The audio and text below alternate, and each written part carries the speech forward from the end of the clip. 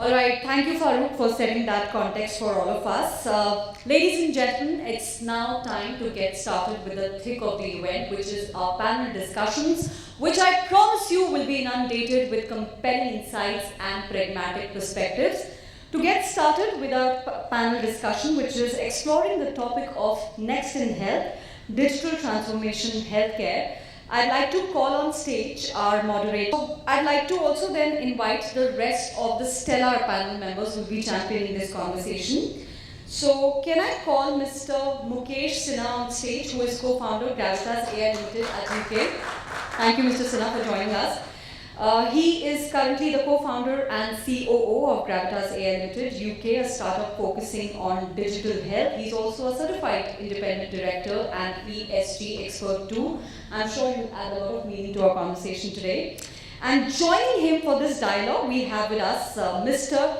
Sayantan Chatterjee, digital health industries leader, consulting strategy health industries from PwC India. With close to 2 decades of professional experience in management consulting, digital transformation and project management, he is an executive director at PwC India and also a leader in the digital health industry sector and holding multiple credentials and a trained design thinker too.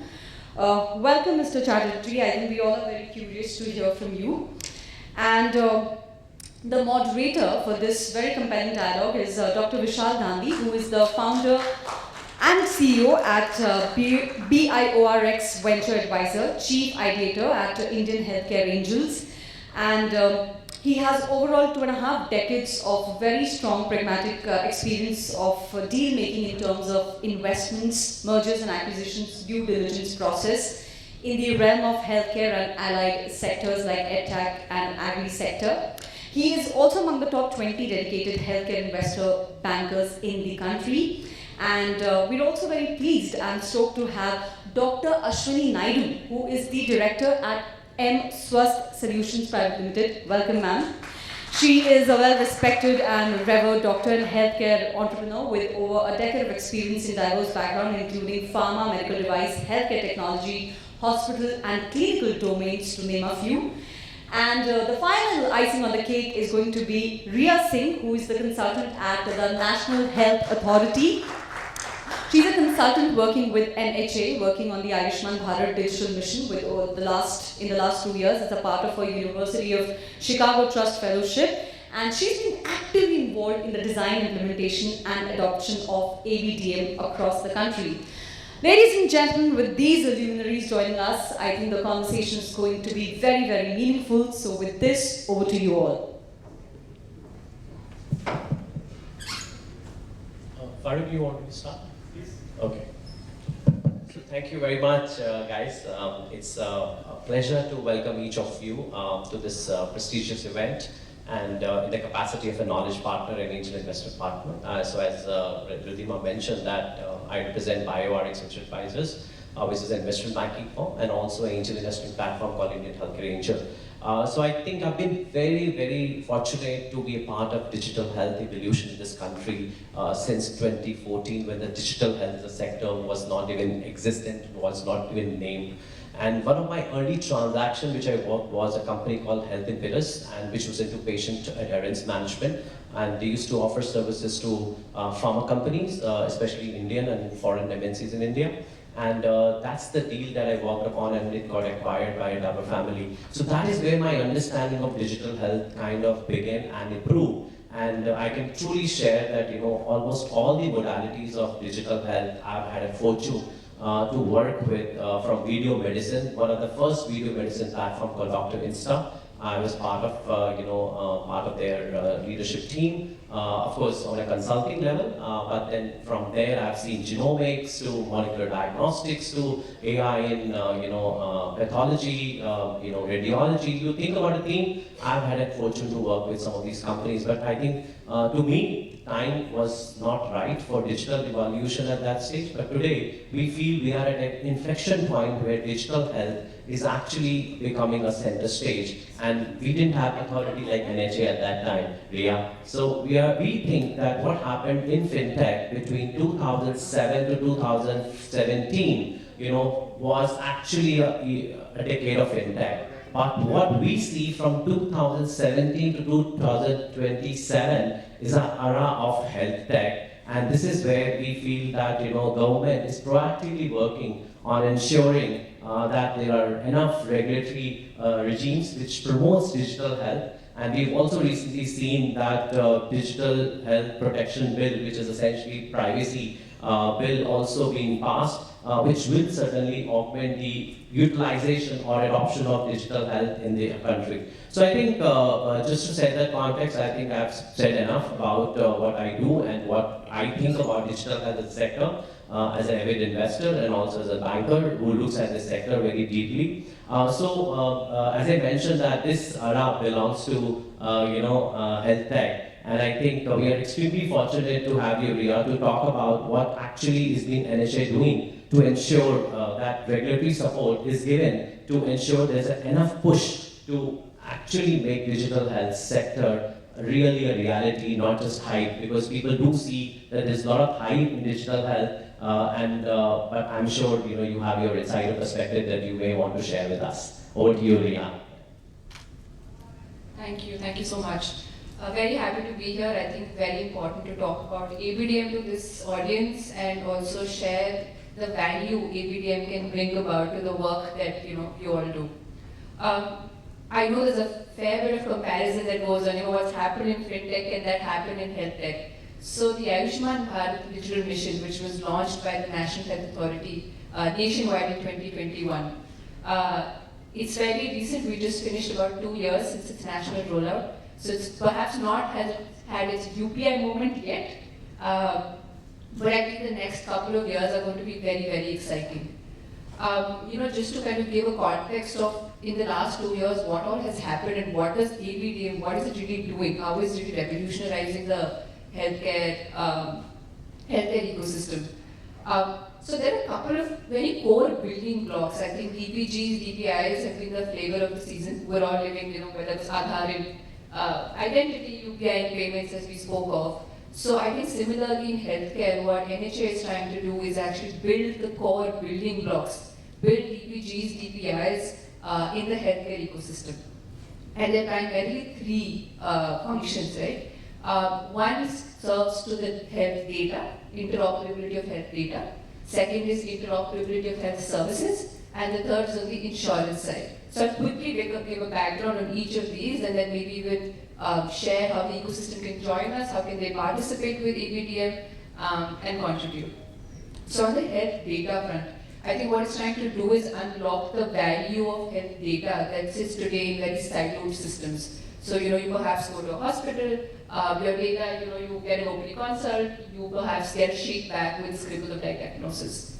Now two things happen here, right? One is that health data that is generated, it is not added to your longitudinal health history. And the second is that data that is generated across healthcare providers is generated in different formats. So it is great for a doctor to go read a PDF or a paper, but it cannot be interpreted by machine. So that is why interoperability of health data has been a perennial challenge for many, many decades in the country. So that's one. So NHA has put out these standards, which are FHIR standards that health providers can adhere to, and hence health data exchange is possible across many facilities. Second is the health services bit, the unified health interface, which is personally one of the most exciting pieces that I find, essentially interoperability in health services. So today it's a very platform-centric model. So if you need to get a teleconsultation, you and your doctor need to be on the same platform. And that can be limiting in the experience that you get, in the variety of doctors, and the pricing as well. So what we're taking is a network-based approach. So tomorrow you can be on a particular platform A and your provider can be on a different platform and you can still interact, right? With these services, we kind of extend to teleconsultation, finding the drug near you. I want a certain drug, but I don't know which pharmacy has that. So can I discover that drug? And this could be, but I will again flow into booking of ambulances, booking physical consultation and blood banks, etc. as well. And lastly is on the insurance side. I think insurance today is a very expensive, very physical, manually intensive job for hospitals. So the idea is to standardize that process between the hospital as well as the payer, right? And there are certain, again, protocols and standards that it is put in. Yeah, absolutely. I think it's very important because ultimately who's a buyer of healthcare today? You know, private healthcare buys insurance, and I think it's important that you have that element also built in your strategy. So coming to coming to Aswini. Aswini, whatever little I know about you, and I think it's only 30 minutes back I got to introduce to you. I think the kind of work you've done, as a medical director and of course the company that you represent today, I feel it's one of the most fascinating social impact healthcare organization that I'm aware of. I've worked with almost 15 plus organizations with social impact, even in this year itself over. But I always find, can somebody make money in social impact healthcare? And I'm very intrigued to say that your model is actually making money. So why don't you share a recipe with us? And why it's solving a problem what actually needs to be solved? And please, over to you. Hi everyone. So I'm keeping the money fund aside. Yes, we have done a good number of patient social, but rather than saying social impact, with digital health, with whatever that is coming, the rural area patient is, somewhere still the healthcare services is lacking with every facility that has come, the government has come with many things, but no one actually, if any healthcare startup, any private player, they all focus primarily towards Tier 1, Tier 2, Tier 3 city because they feel that even in rural areas there's not much of a business, so even if they put a center, there's no output. But actually, through the help of digital care, as this is our topic today, teleconsultation, we keep on saying teleconsultation, but it can make such a huge impact because you are getting a practitioner, you are getting a registered doctor that can consult you 24/7 from anywhere. But of course, it's a primary health care, it's a primary care that we can give, but even with that, we can make a substantial difference in the patient outcome. If a patient is coming with fever, if the patient is coming with cough, primary care makes a huge impact, and that is how we have to understand that we keep on saying secondary care, tertiary care, but primary health care is equally important. We have to pay attention to it and also to the rural areas. To just give you a context, so we have around 2,000 clinics across India, and we are putting this only in the rural areas wherein there is no other healthcare services available. And it's a proper clinic setup with a nurse and qualified nurse and everything. The patient comes there, the doctor consults from wherever it is, and we are doing around 15,000 consultations on a daily basis, which is a huge number. And we have treated a lot of diseases. Fungal infection, as you know, in rural areas is on rise. Recalcitrant, chronic fungal infections, and that is something no one was paying attention to, and with the basic care, with the basic medication, it can be treated. We have made a huge difference in fungal patients, in skin care diseases, maternity and child health care. Especially in rural areas, when we talk about the maternity cases, all you have to give them is a supportive treatment. They don't even know what kind of antenatal vitamins or prenatal vitamins to be taken. And even if we are giving that kind of support to them, and teleconsultation is a part, yes, but along with that, remote patient monitoring devices, medical IoT devices, blockchain data, there are so many things. But one major issue is digital is the adoption of digital health. People think that it's too complex to integrate everything together, teleconsultation with IoT device. People do not understand. So I think somewhere where we are lacking in the making a future of digital healthcare is the adoption to it, to understand. Just when you were explaining ABDM, we know ABDM, we have heard about it like since 2 years, but still I don't understand the entire concept. I hope you have your Aadhaar card. I don't. You don't have? But I am. Even I didn't have. So no, but I am registered as a health facility. Yeah.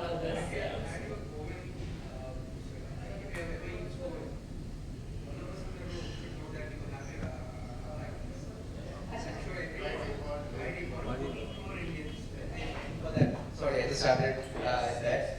So that's actually the power of what I call as Bharat. So we have been talking about all the things about digital and all the things that we talk about. One of the key things that maybe we might have done well or could have done better is the entire Bharat aspect of it. You think about telemedicine, right? It's been existing for the last 22 years in India. But has it ever had that essence as a person to get that confidence to walk into a telemedicine center? Because what's very critical in a health concept is the concept of a trust. And that's, for that to happen, I don't want to be trusting the screen or the person who's sitting there. So what we have to, and that's actually what we are right now seeing, is the entire thing of how do we make that digital healthcare also, which is personal, which is trust-based, and not something which is screen. So that's the reality. Sorry, I just jumped into it. Sorry, I would disagree you over there. Yes, I mean personal touch is much more necessary, but when we talk about primary care, again, I'm not going into secondary or the tertiary level of the care. Primary care, there are many patients who does not get anything. For example, I am in an emergency condition, but I know that what first stage has to be in, and if it has a chance to improve my life quality, or I can, it has a chance to improve my health, I think that is okay. But yes, when we talk about personalized, the doctor, so when I am giving a teleconsultation also, there are certain legal compliances that has to be followed, protocols that has to be followed. It's not that I talk over phone. It has to be proper in front of a screen with proper attire. I think once the protocols or SOPs are in place, and then we have the medical IoT devices such as digital stethoscope and other remote patient monitoring devices put in together, the patient will also feel that they are giving us a personalized care. But given said that, I still feel that teleconsultation can still go a long way. But for primary care, I am not saying that for secondary or tertiary, but for primary care, I think teleconsultation still is a good. Especially for the rural patients, right? Yeah, Good. So I think it's time for me to introduce you to another interesting startup, which is trying to solve the problem of communication between all the stakeholders of healthcare. And Mukesh and I have known each other for about now a year or so, but I think the kind of work Mukesh is doing is very, very impactful, and I would let Mukesh talk about it. Yeah, thank you, Vishal. So just few years ago, when we talk about digital health, it was just a telemedicine. Now people start talking about AI. Without AI, nothing is like everything in the life. You must have seen the ad few years back saying everybody's pocket little bit is there. Similarly, today, whether it is healthcare or non-healthcare, little bit of AI is there. And now people are talking of generative AI. They stop using AI, they call it generative or blockchain. Correct. I have been one of the co-founders of the company called Gravitas AI Limited. We are working on the AI, artificial intelligence side, but AI is quite huge. We are specialized in the healthcare chatbot or virtual assistant you're talking about. Because communication is very, very important in healthcare. And it has to be this very sensitive thing, so it is important, faster communication, ease of getting the services. Many times you have greatest of the doctors, but ease of getting the service from the doctor itself is a huge challenge. Just example, if you want to take the appointment, just any hospital like even AIMS or even the private hospital, Apollo, to just get the appointment, you have to be in queue for at least half an hour minimum. And what they do in the reception, they ask your name, your address, and mobile number. And there is no guarantee. And then 200 rupees plus. And there is no guarantee the person sitting behind that is 100% noted correctly. So once the information is wrong, it's very difficult to change it there. So when you have the technology in your hand, in the mobile, you can do the everything online appointment itself. And of course, if you are using some sort of EMR or a channel system, it can be integrated. So you, from the convenience of your home, residence, office, wherever you are there, you can book the appointment. You can get the basic information about the disease, like on FAQ. These are a lot of information uploading, but mind it is you are talking about healthcare. Information on the Google may be or may not be correct, right? Because it's not medically approved information, it is just general information. But when we talk about AI, chatbot, or virtual assistant, it is approved by the certified practitioner. Either in individual, wherever it is installed there, it is at the hospitals confirmed that yes, the information. So getting the certified information is very, very important. And there are a lot other features and benefits are there. So it is some sort of for patient, it's a 24/7 virtual assistant. Suppose you got a very good surgeries and suddenly after 2 hours, 3 hours, you are getting some kind of pain or inconvenience. You try to reach out the doctors and doctors, suppose it is 11 o'clock, he and she will not pick the phone. Even going to the emergency, it will take a lot of time. But if you have some basic information already embedded and certified information on the chatbot, so patient will have first line of information, and then it can be connected to the live agent also. So these are technology changing, so definitely, and many times it is happening without our notice. Like Aadhaar, you have already more than 1.2 billion people has already Aadhaar number. Now it's now going to connect to the officially announced. So whenever you have the next stage when you are going ahead with the card, so your all medical record automatically gets stored there. Just to add, AIS is very good in terms of patient care, but I think for doctors also AI-based diagnostic tools or preventive tools or screening tools, it's helping a lot. Because you can make a provisional diagnosis based on the screening tools that you have, and I think there are many AI-based software which is coming, and that is also, I think patient-centric care is something which AI can help, but for the doctors also it will be very helpful in the near future for provisional diagnosis, preventive and screening purposes as well. Absolutely right.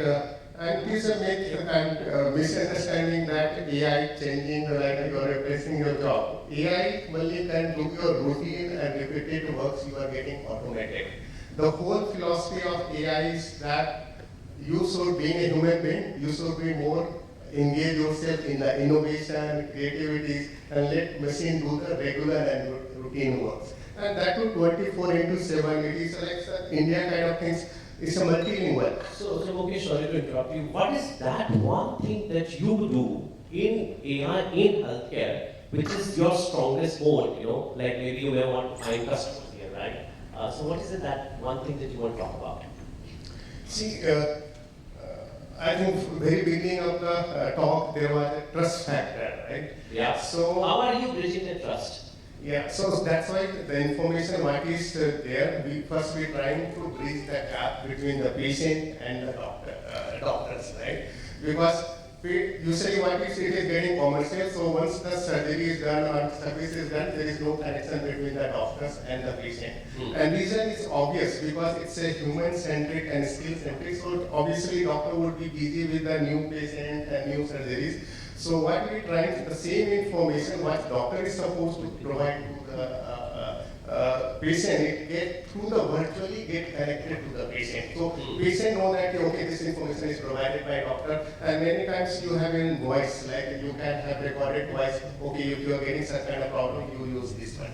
So it's a getting connection between so the if patient is able to really, relate and absorb and adopt, then he doesn't really need to or she doesn't need to interact with the doctor. Like you're seeing that kind of compliance? At least 50-60% can be addressed. And is it similar across all the therapy areas? Like you may have ENT, like which is likely a daycare versus a transplant. So have you done some sort of a comparative analysis that how is it happening across all the therapy areas? Yeah. All the cases because it is like wherever little complicated, we don't want patient waste time chatting with the bot. Yeah. Then we have a system of okay, it's a regular call or it's emergency. The moment it's emergency, then emergency get connected to the hot number, hotline kind of number.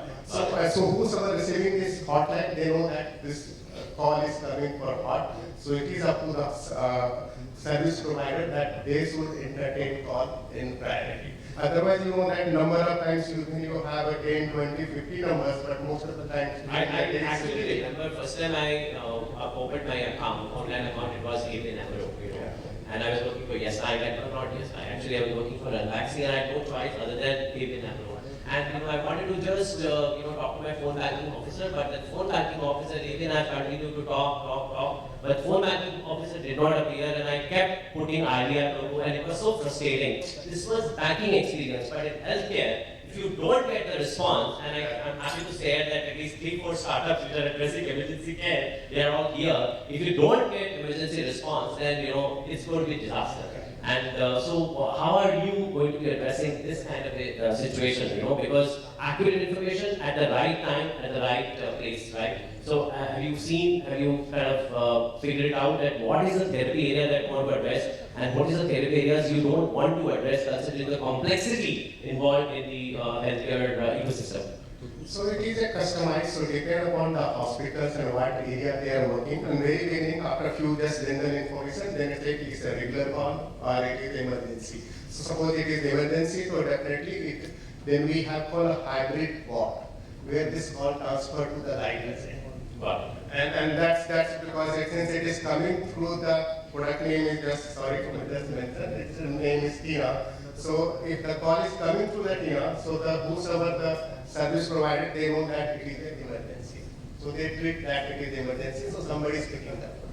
Got it. Just to talk, what are the compliance? Because we keep on hearing about AI and when we are developing such software, is there any compliance or regulatory? I think we can take this one-on-one because it may not be of interest to others. So I think I want to bring, Sayantan at this point, because we are talking of startup, we are talking of funding, we are talking of various aspects. But I think one thing we need to talk about is adoption, digital transformation, and I'm sure with his experience, he probably would have implemented a lot of projects which requires integrated approach. And I have personally seen like a lot of good hospitals, they went on doing something called EHR implementation, and after 5 months of getting it done, they lost the game. And they said, we are pretty much okay with the same HIS, we don't want to further engage. So this is where I have seen that adoption, even for the pedigree hospitals like tier 1, tier 2, is also a challenge. So how have you been able to solve the challenge? And any case study would be very helpful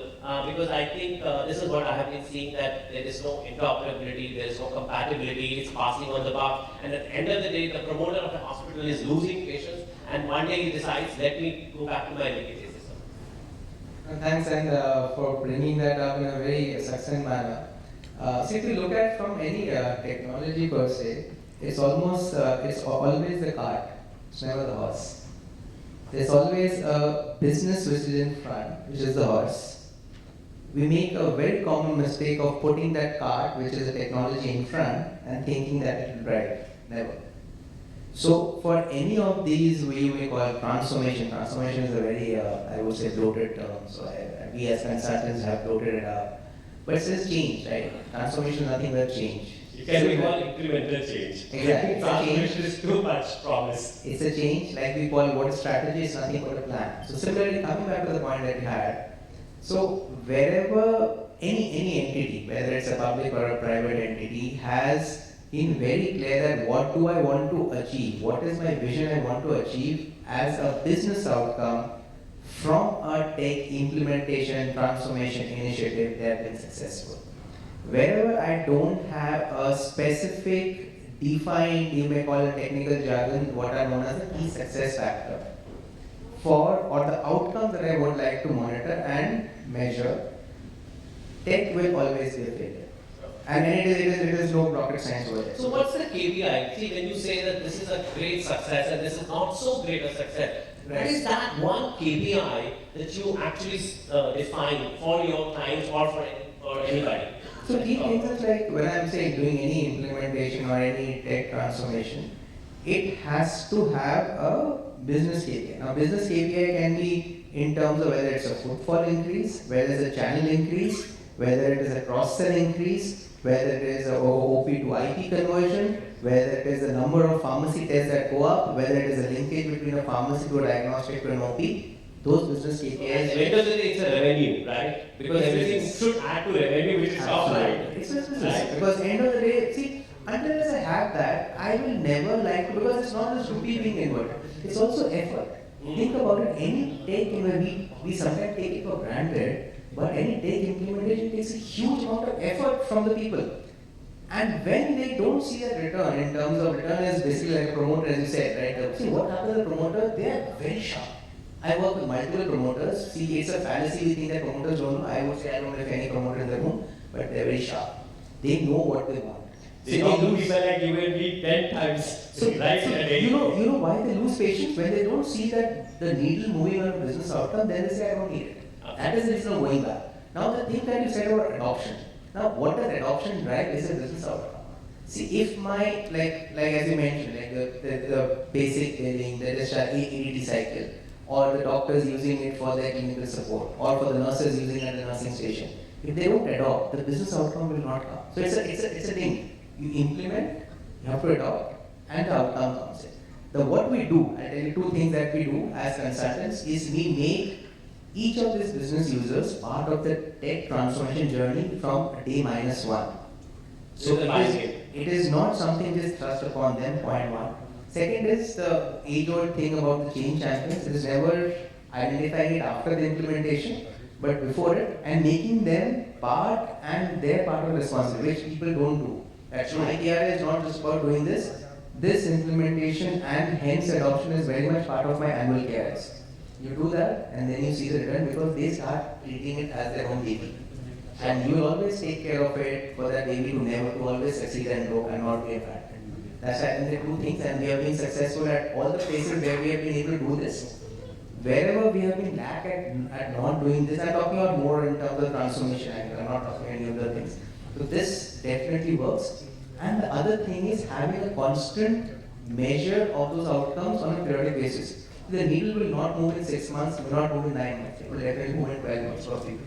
But you have to have the patient and keep monitoring it. First you baseline it and then you keep monitoring it. Sure. So like in healthcare, when you buy a medtech device from GE or whatever, there's a component of AMC because it's not just about buying equipment, it's also about maintaining the equipment, right? So in your experience, when you talk about digital implementation, so once the product is implemented, now there is also a kind of a journey of upgrading it, implementing it further, maybe new modules coming in. So do you think that engagement sometimes is missing or it actually continues and how does it work in your case?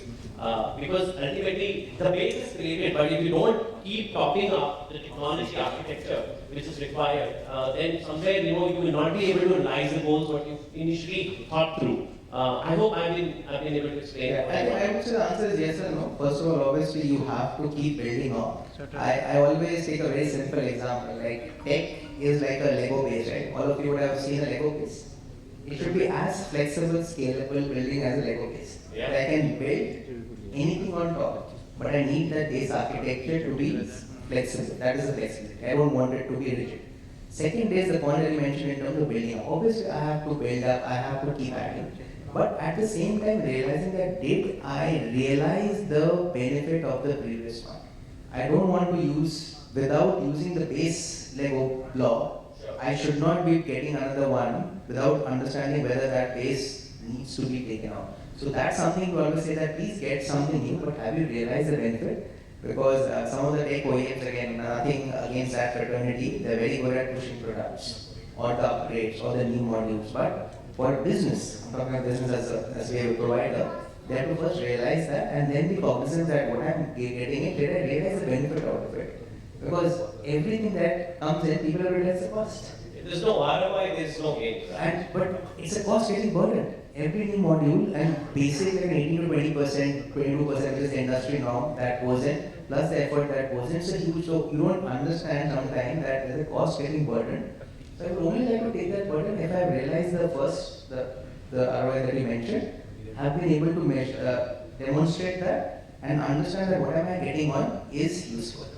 And obviously you need to then have that architecture as a fundamental so that I can keep plugging in and all. So in last, let's say 5 years, you probably would have done 20 plus or maybe more digital transformation projects for healthcare. How many were lost in between? At least 25%. 25%. And what could be the main reason of actually, is it because you guys felt there was no compatibility or? It was not compatibility, it was basically the buying was limited. It was thought to be, digital is never a tech. I always see that. There's between tech and digital.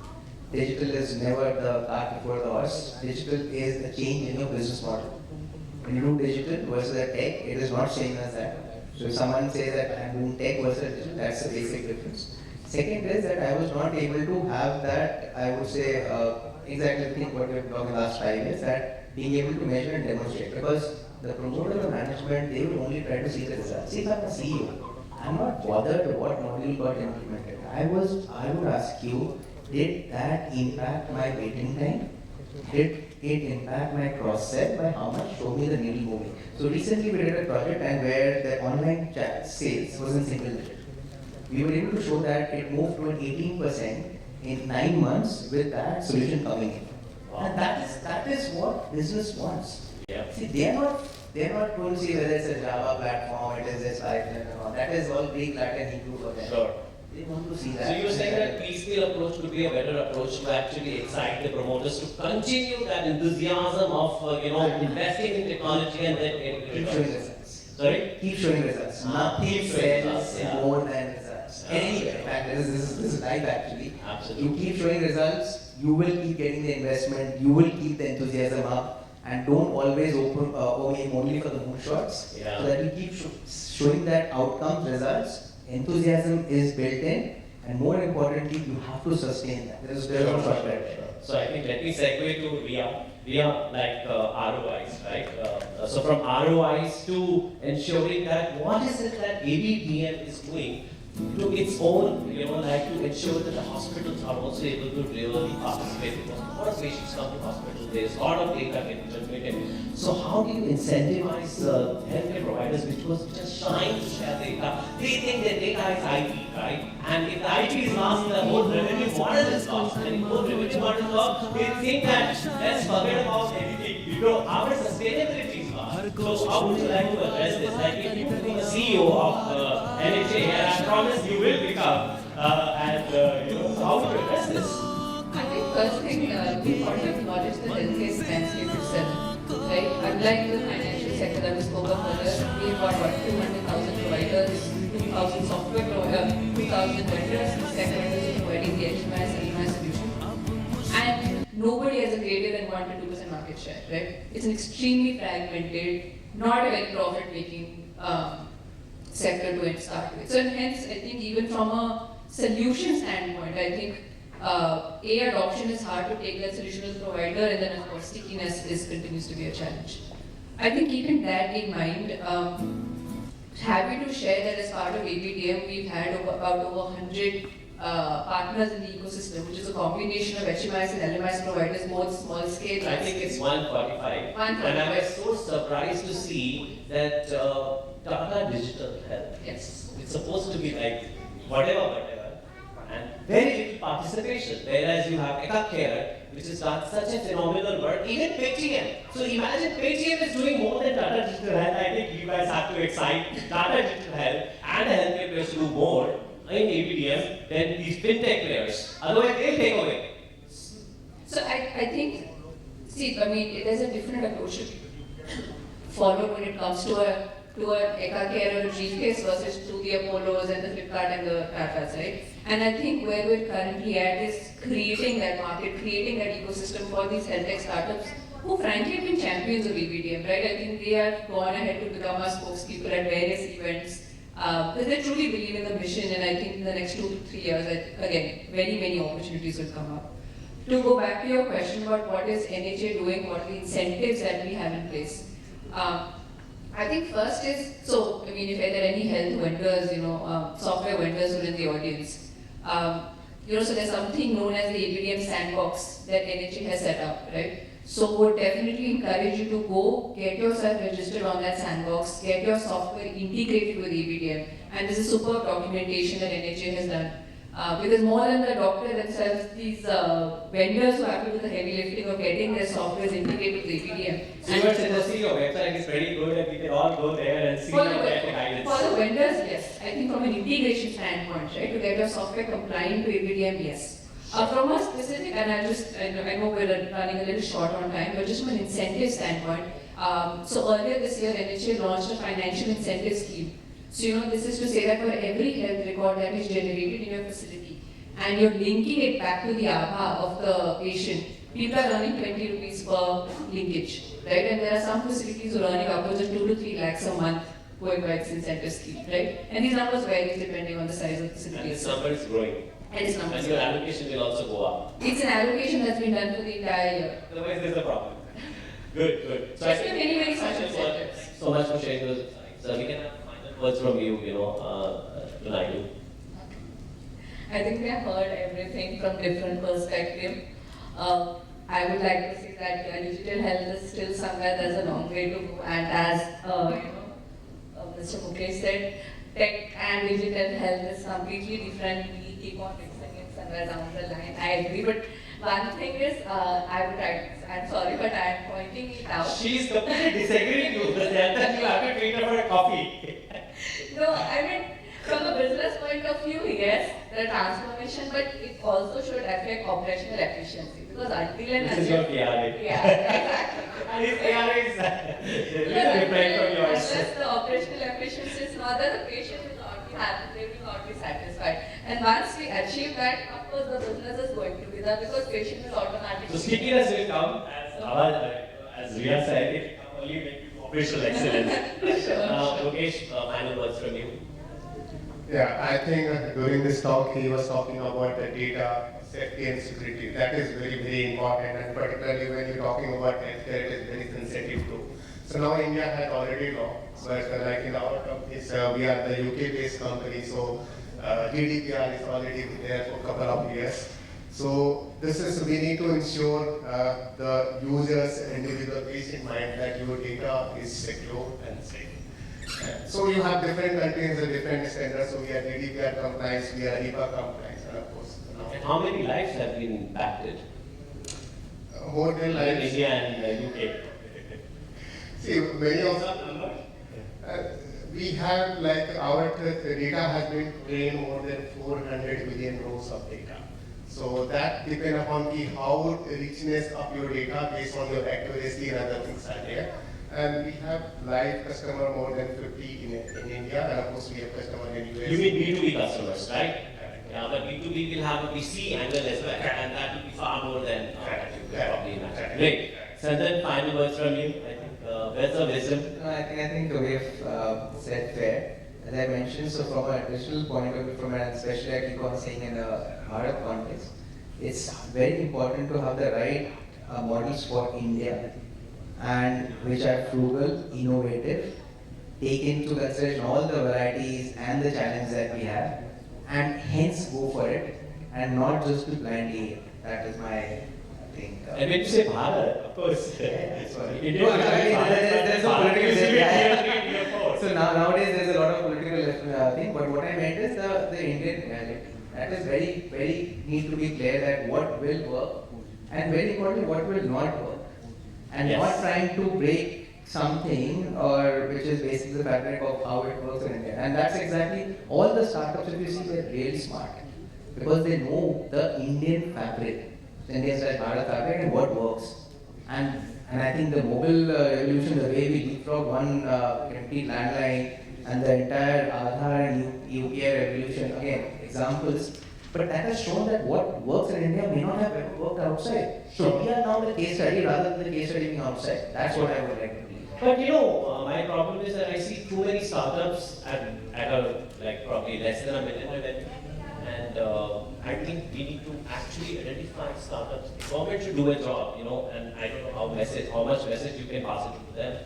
But I think we need to identify a good number of startups which can actually scale up and just have one agency. Like some could be medical communication, somebody could be best in AI in diagnostic for rural healthcare. So we have to have probably 20-30 startups which government is going to support and give all the support to make an impact. Otherwise, too many startups, it's not really solving a problem. Everybody's chasing that number, everybody's looking for becoming investable. At the end of the day, most of them are not getting investments. So I think there is a little bit of reimagination which is required to strengthen the pillars of digital healthcare startups in this country. I think we've done a very good job, and we can actually do much better. But truly impactful job can only be done when we think holistically. Not thinking the number of startups, but actually looking at quality of startups that are required to solve the problem for 1.4 billion people in the country, which cannot be solved through digital, which cannot be solved through physical means, cannot be only digital, but it has to be phygital, and that's the last word I want to talk is phygital.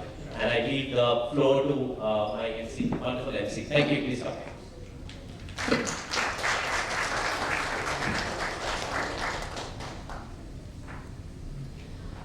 All right, I must compliment you Dr. Vishal, for the way you played the devil's advocate and were really managing the paradox of opposing ideas held in fruitful tension. I think very, very insightful. And on this note, I'd request